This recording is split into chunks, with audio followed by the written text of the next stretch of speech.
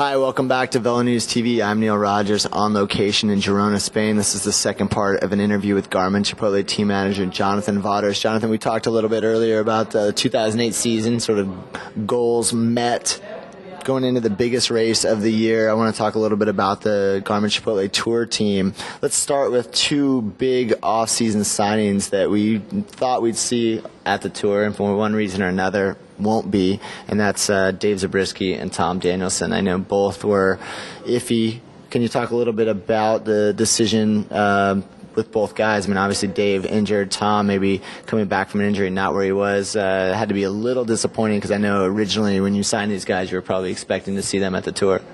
Yeah, for sure. I would have liked to have seen both of them at the Tour.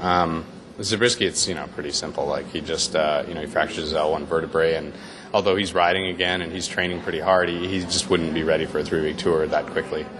Tom is a little bit more complex. Tom's had a lot of things in his personal life going this spring, and then coming back from a long injury, and I think he's just had sort of a rough last 12 months of his life basically, and he's making progress to make his way back, but I think Tom he wants to come back immediately and be 100% immediately, and he tries to do that and then sort of trains too hard and blows up and then gets depressed and then comes back and trains really hard again, and doesn't, he wants to achieve so bad, but he's not being patient about it, so but he's going to have to be. So with Tom, we're going to have a good racing program for him the rest of the year, and really get him, I think, refocused without all the distractions that he's had this year, and without having to worry about an injury and so on and so forth to get him back for 2009. Yeah. Well, what we'd like to do is sort of just run through quickly, rider by rider, the guys you selected for the Tour de France and what you hope to see out of them. I mean, I know some decisions were made probably back in August of last year. Dave Miller, Christian Vandevelde, those guys were going, and barring injury, they were going all along. Let's start with those two and work our way down the list. David Miller, what are your expectations from him at this Tour? Dave, I think in a lot of these little uphill kick finishes, he's going to be better than people expect. Obviously the first time trial and the last time trial, either one of those, I think he's got a reasonable shot at finishing, top 3, top 5 in those TTs. I think Dave, everything goes right, he's able to get the yellow jersey for a few days, one way or the other. Is he going to beat Cancellara in the short opening time trial, or not opening, but stage 4 time trial? That's tough. Cancellara is pretty unbeatable at that stuff nowadays. But, can Dave find his way into a breakaway, or, gain a little bit of time on one of these little hilltop finishes? Yeah, I think he can. And so that's sort of what I see with Dave. With Christian Vandevelde, with him, I see him as our primary GC rider for the race. I think, he's rock solid in the time trials, he's rock solid in the mountains. He showed last year that he was pretty much always sort of in the second group in the mountains, waiting for Frank Schleck and helping, Frank was a little bit injured, so he's, helping Frank try to maintain contact with lead group. So this year, given freedom and hopefully some better form, maybe he'll be able to stay with that lead group and then gain back some time in the TTs, and hoping that Christian can finish in the top 15 and top 10 of the race. Trent Lowe is pretty much the same as Christian, our other GC guy. Which is amazing, considering this is his first Grand Tour, that you're actually saying, it's considering Trent a GC guy. But he's earned it. If you look at his results this year, it's phenomenal. Well, Trent is calculating.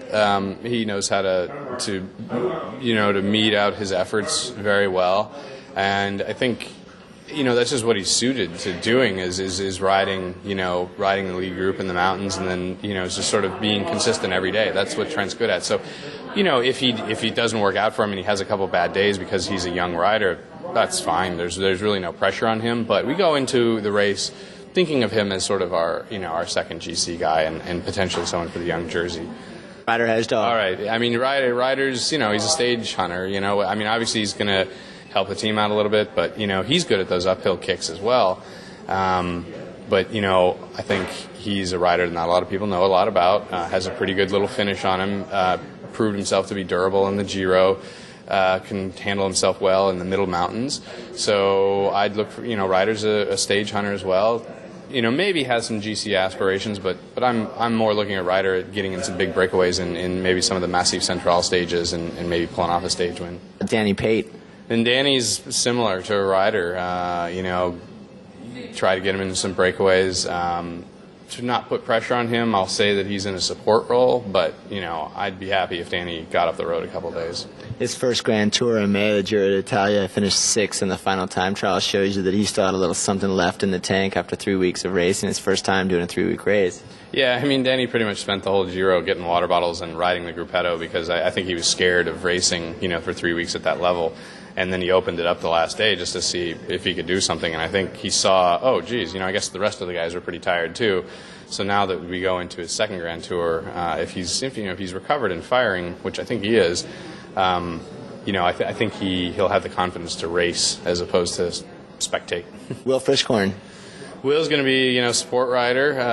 He's great at getting guys positioned in the front of the peloton. Great for Julian. Great for helping out, Trent every day, Christian every day. So Will's going to be support. Of course, Will's also good at getting breakaways. Our team we're not going to be like, bodyguarding one particular guy so that he can get, 9th in the GC or whatever. This is a team that we're going to come out to play every day, and Will be a part of that. Martin, he's another, helps in the lead out train for Julian, obviously. But also get him in a small group, and no one's going to be faster than Martin in the sprint in a small group. Julian Dean. That's our field sprinter, but he's more of a field sprinter for the last week of the tour as opposed to the first week of the tour. Sure.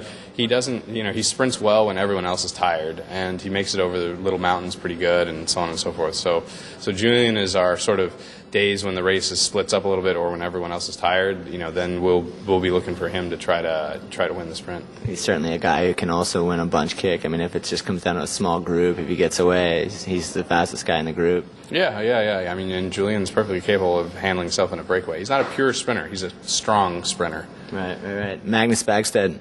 Magnus is, Julian's primary lead-out guy. Another really experienced guy to get into breakaways, and obviously someone we can count on that if the breakaway goes to the line, that he could, take the sprint out of the people in the group.